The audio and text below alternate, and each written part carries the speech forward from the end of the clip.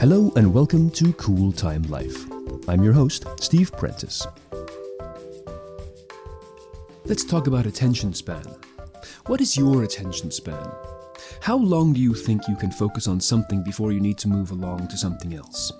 This is a component of your metabolism, your mental metabolism, and your attention span may not be as long as you think it should be, or would like it to be, but that doesn't mean that it's bad. I'll take myself as an example. When I am doing my writing, my research, my preparations for speeches, whatever I'm currently working on as self-directed work, I know that I have an attention span of about 15 minutes before I need to move on to something else.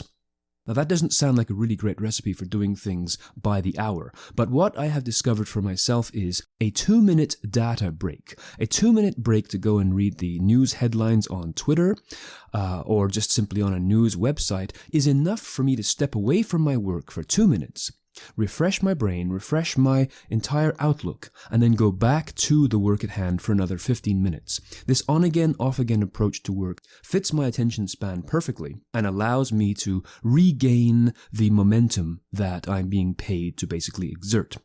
So I ask you to consider the same thing. What is your attention span? It is not wrong to need to move away from your work on a regular basis. In fact, it's the kind of thing that guarantees a much greater level of excellence, correctness, accuracy, and productivity. You cannot expect your brain or body to continue working at this standard level of 100% attention or 100% exertion all the time. We move up and down throughout the day and throughout the hour. So think about your attention span. How do you work well? What do you need to do? Do you need to stand and move around on a regular basis? Do you need a squeeze ball or something to direct energy while you are working? Take time to think about what makes you feel more comfortable and bring that into your workplace. You have the right to do this, and this becomes the recipe for your excellence and your capacity to focus, negotiate, and survive the day in a healthy fashion. Similar to this concept is the notion of decompression. The second image that I have on the show notes page for this episode, which again is steveprentice.com, click on my podcast, you'll see the show notes page right there, is an image of the blacklight aquarium room at Google. Now, this is a wonderful concept which represents not just simply Google, but many organizations that have built their management approach as well as their buildings from the ground up. And they focus on the fact that people do indeed need to decompress in order to do better.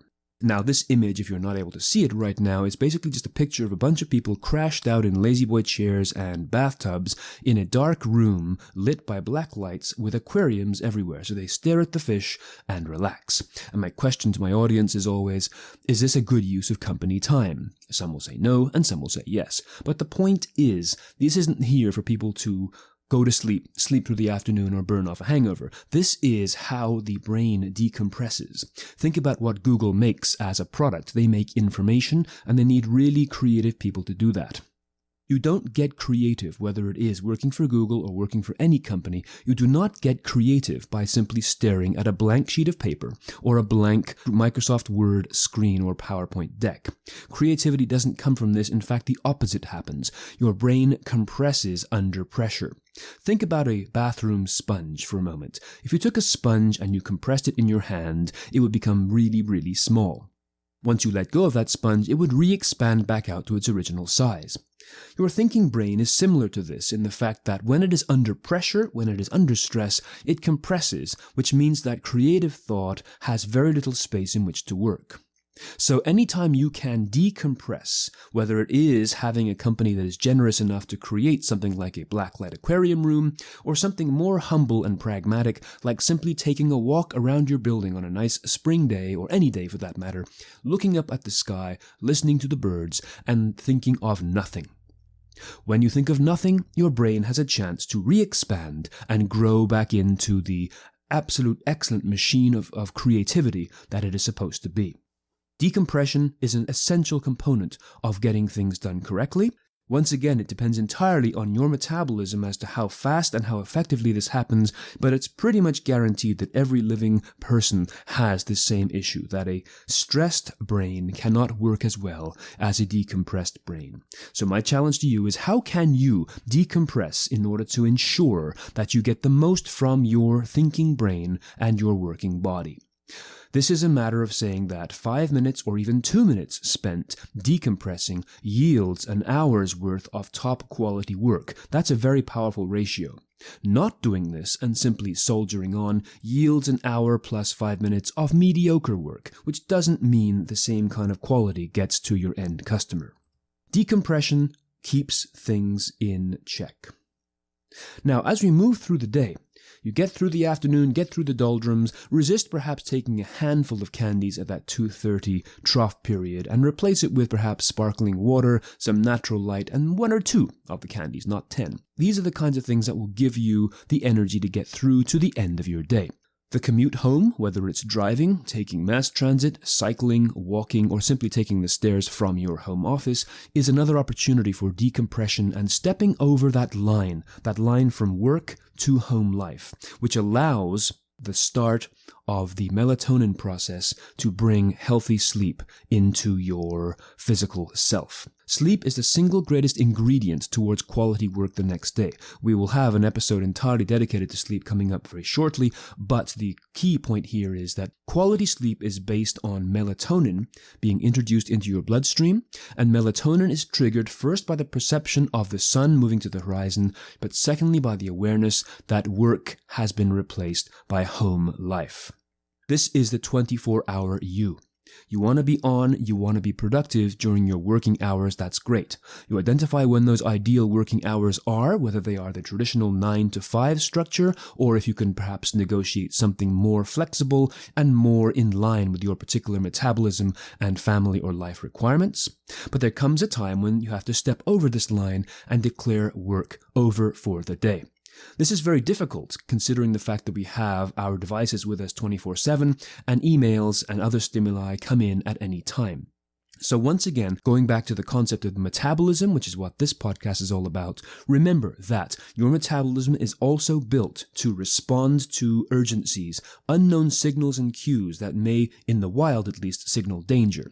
In our more civilized environment, it symbolizes the same thing, but it comes disguised as an email or a text message. It stimulates your body back into action at a time when it should be winding down towards healthy sleep. So remember, your metabolism isn't just simply about eating and exercise. It's also about the way that your instincts respond to external stimuli.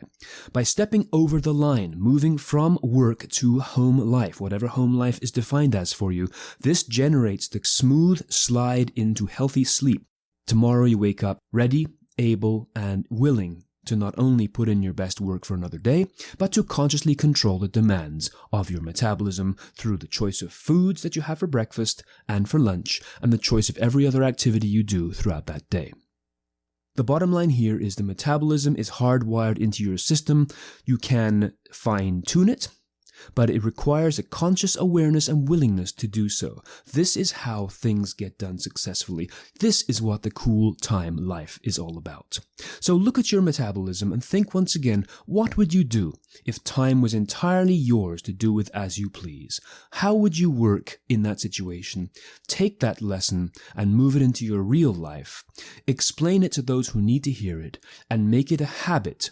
Make it a reality that you can maintain and continue, and observe just how well your body and mind respond when you work according to your own metabolism.